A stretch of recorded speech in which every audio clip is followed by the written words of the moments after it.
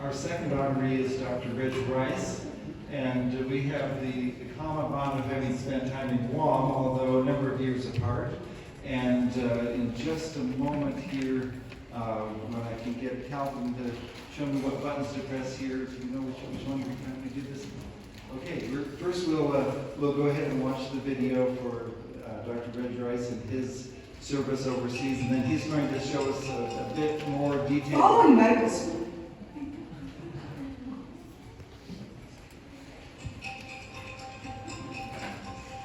Following medical school, this awardee did a rotating internship at Glendale Adventist Hospital and later moved to Guam with his family to serve at the Far Eastern Island Mission Clinic. A few years later, he took the call to start a clinic in Sandakan, Sabah, Malaysia. He was required to have a British license to practice there, so he went to Canada to obtain a Canadian license, which then allowed him to receive a British medical license. Our honoree went on to continue his medical training by completing a general surgery residency at White Memorial Medical Center in Los Angeles. He worked in private practice for several years and also served in numerous leadership positions, including president, vice president, director, and chief of staff. In 2008, he received the Helping Hands Award for Community Service from the Marshall Hospital Foundation in Placerville, California. He has been a recent participant on the board of directors of Placerville SE Church, was a physician volunteer in the Amen Clinic last year, and is currently part of a prison ministry. Beyond medicine, our awardee participates in a grass group called Lip Service. He and his wife Shirley also own and manage the American River Cherry Company, which is a U-pick berry and cherry farm. They currently live in Placerville, California, and they have 3 children. Kim, Dr. Reginald Jr., class of 1989, and Jill. Please join us in honoring our 2020 Alumni in Mission Service Award recipient, Dr. Reginald D. Rice.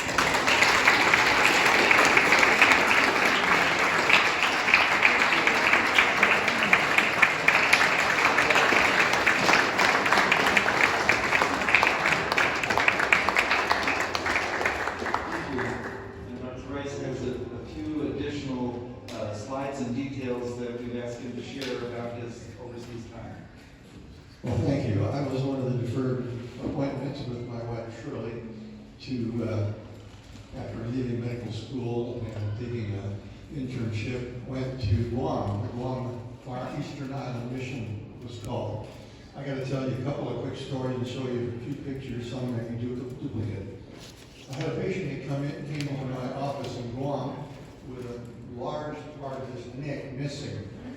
And I said, you can see his spine and some of the spinous process. I said, what happened to you? He said, I got executed. And I said, what? He said, the Japanese executed me. And when I was lying in the ditch and I heard the bulldozer coming to bury the rest of my friends, I realized that I was going to be buried. I was still alive. So I tried to raise my head up, but it fell over because my neck was gone on this side. So I grabbed my hair, held my head up and rolled out into the grass and got over underneath a palm tree where I saw the crabs opening the different nuts. And as soon as I got one open, I went over and got it and drank the fluid from it, and then I ate the crab. And that's how I survived.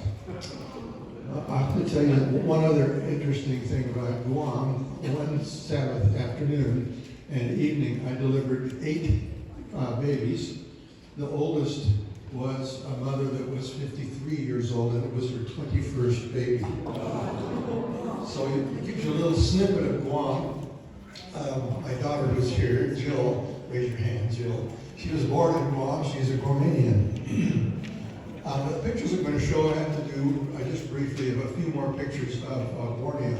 I think you'll be more interested in the Borneo pictures from the standpoint of the interesting animals. We told our kids they could have all the pets they wanted as long as they took good care of them. So, of course, we had a lot of pets. And this is Chester, and that's a orangutan. And, of course, he likes to take the cat up and play with it on top of the line. This is my son. You can see the monkey gets out of control. I had to go get him down.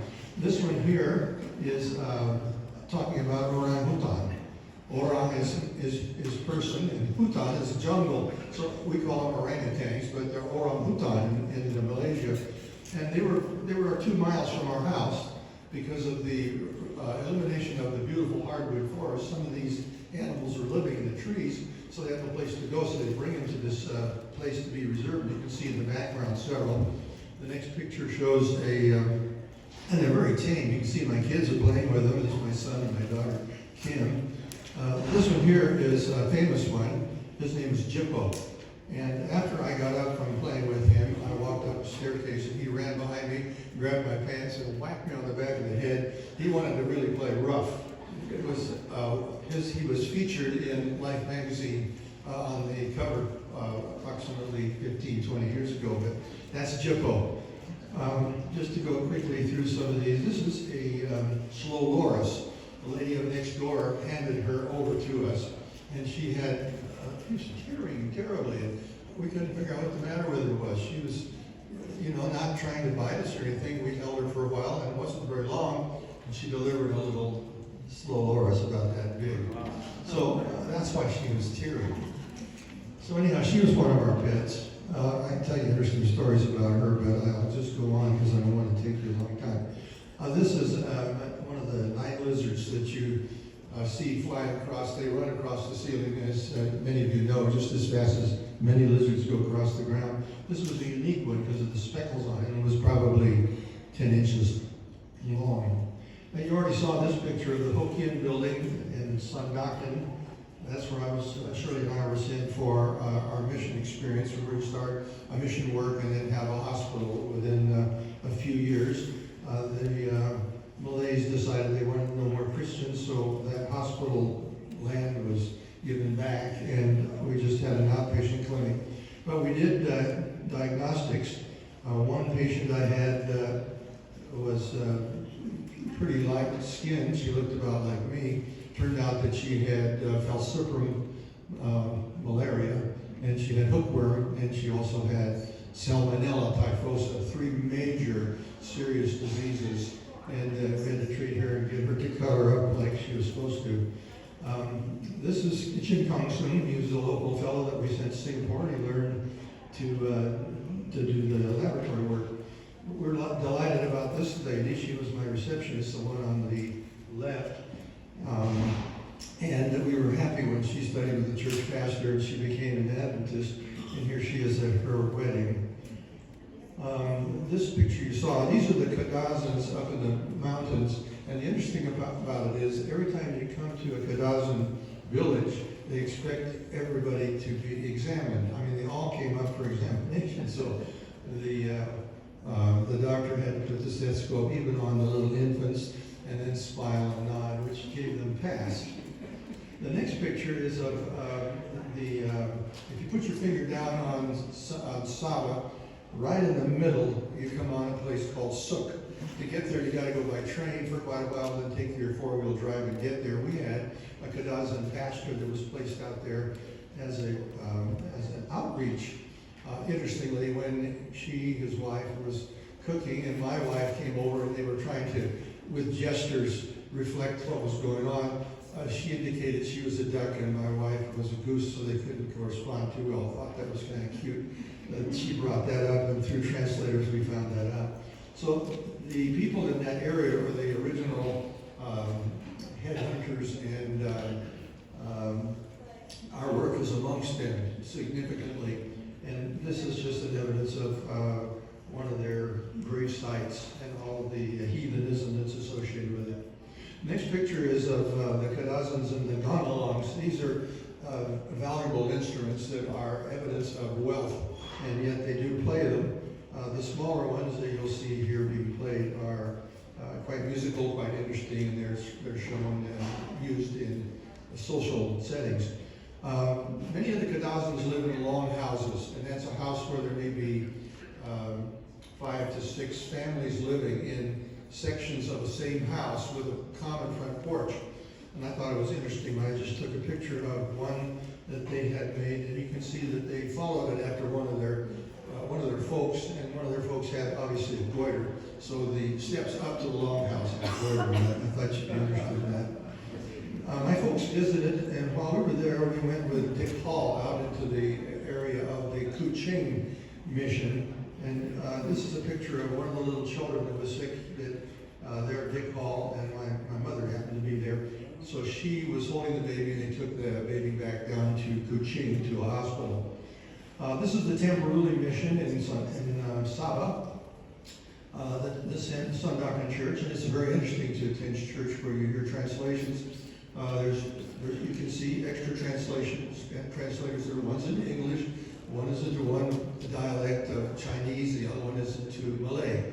So you find that sometimes the conversation changes because one will shake his head when he's hearing what the other one is saying, and it's pretty much interesting to note the sequence of translators. But we have a lot of really sweet people out there. This is a picture of after church where they were getting ready to have a potluck.